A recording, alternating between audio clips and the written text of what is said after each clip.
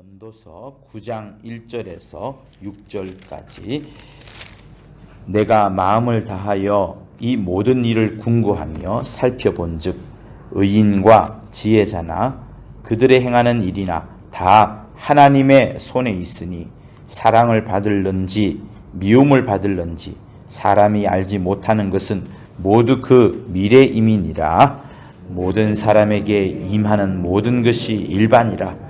의인과 악인이며 선하고 깨끗한 자와 깨끗지 않은 자며 제사를 드리는 자와 제사를 드리지 아니하는 자의 결국이 일반이니 선인과 죄인이며 맹세하는 자와 맹세하기를 무서워하는 자가 일반이로다.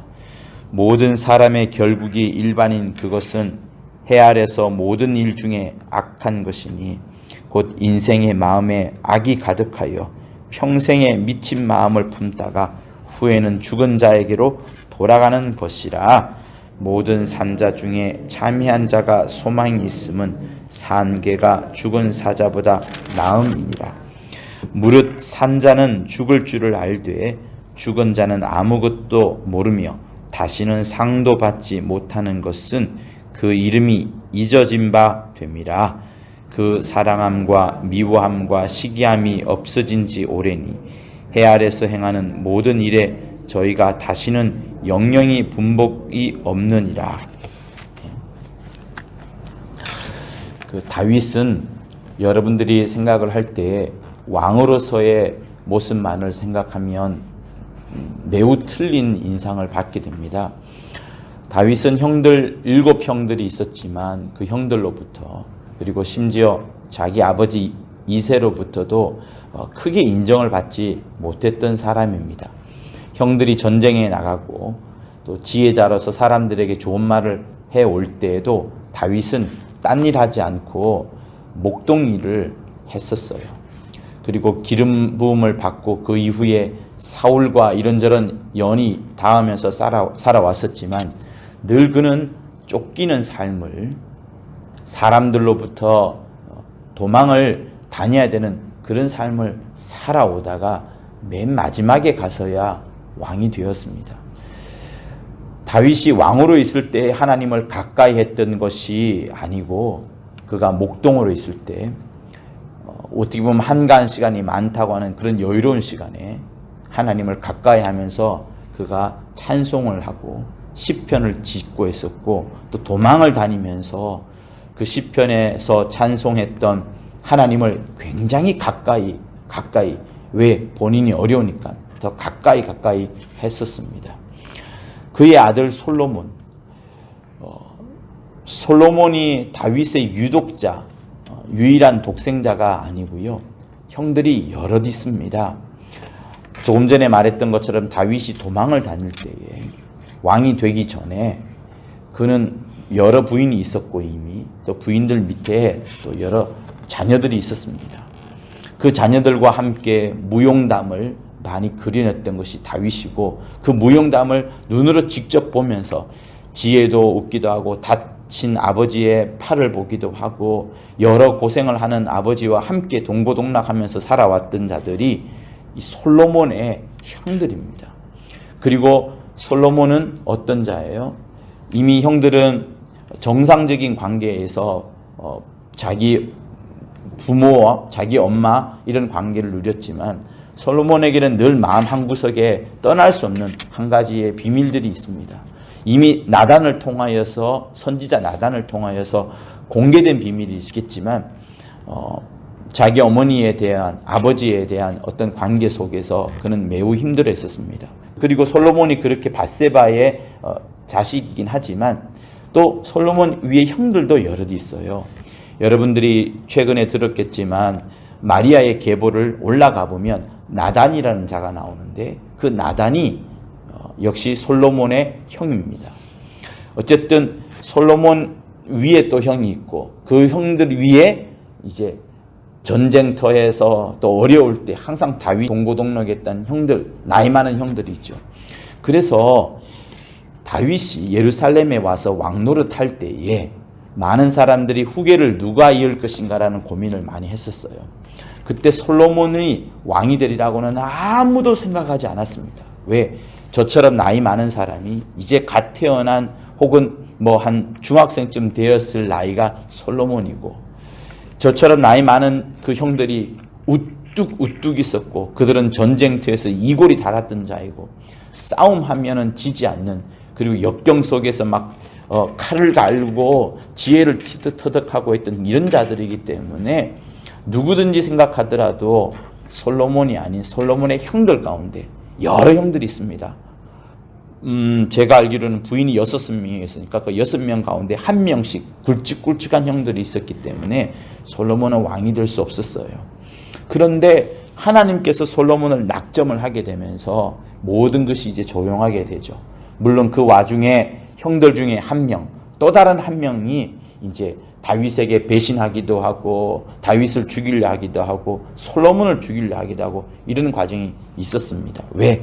그들은 여전히 과거에 자기들의 힘을 의지했지 하나님의 결정을 순종하지 않았기 때문에 그렇습니다. 자, 그런데 그런 유약한 솔로몬이었기 때문에 솔로몬은 무엇을 했냐 그러면 아버지 다윗처럼 어려울 때 항상 의지했던 사람, 의지했던 존재, 사랑했던 존재가 있는데 그것이 하나님이에요. 그래서 솔로몬의 어릴 적 이름이 뭐냐면 여디디아라 그래서 하나님의 사랑, 하나님의 사랑을 받는 자, 하나님의 사랑을 끌어내는 자라는 뜻을 가졌습니다. 그래서 솔로몬 역시도 다윗과 비슷한 점은 연약했고 부족했고 당시에는 지혜도 없었고 힘은 더더욱 없었고 주변에 자기를 힘주려고 모아주는 사람도 없는 그런 때였습니다. 그런데 여러분 어떻게 돼요? 그가 마침내 왕이 됩니다. 왕이 되고 나서 여러분 이런 이야기를 여러분 신약에서 여러분 들었죠. 심판 때에 남방 여왕이 일어나 이 세대 사람을 정죄하리니 이는 그가 솔로몬의 지혜로운 말을 들으려고 땅끝에서 왔으머니와 솔로몬보다 더 큰 이가 여기 있으며 남방 여왕이 실제로 솔로몬에게 와서 백향목과 보물과 말들과 온갖 황금을 들고 와서 지혜를 구하는 이런 일들이 남방 여왕뿐만 아니라 여러 사람들이 있었습니다. 솔로몬에게. 왜? 솔로몬에게 하나님께서 지혜를 줬으니까. 그런데 그 솔로몬이 그 유명한 사람들이 올 때마다 전해줬던 지혜의 말이 무엇인가 하면 여러분이 오늘 읽었던 이 본문 전도서에 있는 내용들입니다. 전도서. 그래서 전도서는 이 왕이 오고 저 귀인이 오고 저 부자가 세계 곳곳에서 막 모여들 때 엄청난 돈을 들고 모여들 때 늘 솔로몬이 했던 이야기가 써져 있는 것이 이 전도서예요. 그러면 여러분 우리는 본문을 읽었지만 여러분은 전도서의 내용을 한마디로 딱 생각하면 무엇입니까? 이 전도서에서 가장 많이 나오는 용어가 뭐예요? 헛되고 헛되고 헛되도다 또 헛되도다 라는 말이 처음부터 끝까지 맨 마지막 구절에도 나오는 것이 그것입니다. 그러니까 세상에 아무리 위대한 사람이 온다 할지라도 그들에게 준 지혜 중에 지혜는 뭐냐면 이 세상에 있는 삶은 헛된 것이라는 것. 저 왕이 나라의 어떤 전쟁의 문제 아니면 정권을 이어주는 문제, 이 민족과 이 민족과 여러 다툼을 들고 사람들이 지혜를 구하러 올 때에 솔로몬은 눈에 보이지 않는 하나님에 대해서 소개했고 이 땅에서의 삶에 끝끝내 연한을 둘 필요가 없다. 곧 전도자가 지혜로움으로 계속해서 말하며 했던 것은 헛되고 헛되고 헛되도다. 모든 것이 헛되도다. 그리고 그가 나중에 무슨 말을 해요? 흙은 땅으로 돌아가겨. 신 하나님이 주신 영이 있는데 그 영이 돌아가기 전에 창조주를 기억하라 라는 말을 지혜롭게 했던 겁니다. 사랑하는 성도 여러분, 여러분들이 인생을 살아가고 있습니다. 이 사람의 인생, 저 사람의 인생이 다 달라요. 그러나 하나님의 눈에 보면은 모두가 다 일반입니다. 똑같아요. 다 헛된 삶을 살아가고 있습니다. 이때 누가 하나님을 향하여 손을 벌리느냐? 누가 하나님을 향하여 부족하더라도 악망하느냐? 누가 하나님을 의지하느냐? 누가 하나님을 끝까지 붙잡느냐? 자기의 수고와 업적과 노력 그리고 부와 명예, 지혜 이런 것들을 구할 것이 아니라 하나님을 붙잡고 또 붙잡고 또 붙잡아야지 살아가는 겁니다. 그래서 일생 하나님의 장중에 붙잡혀 살아가는 여러분, 또 여러분들도 여러분의 입술에서 심령에서 하나님을 놓치지 않는 여러분 되실 것을 예수 이름으로 부탁을 드립니다. 할렐루야. 예수 한번 하며 받은 말씀을 갖고 간절히 기도합니다.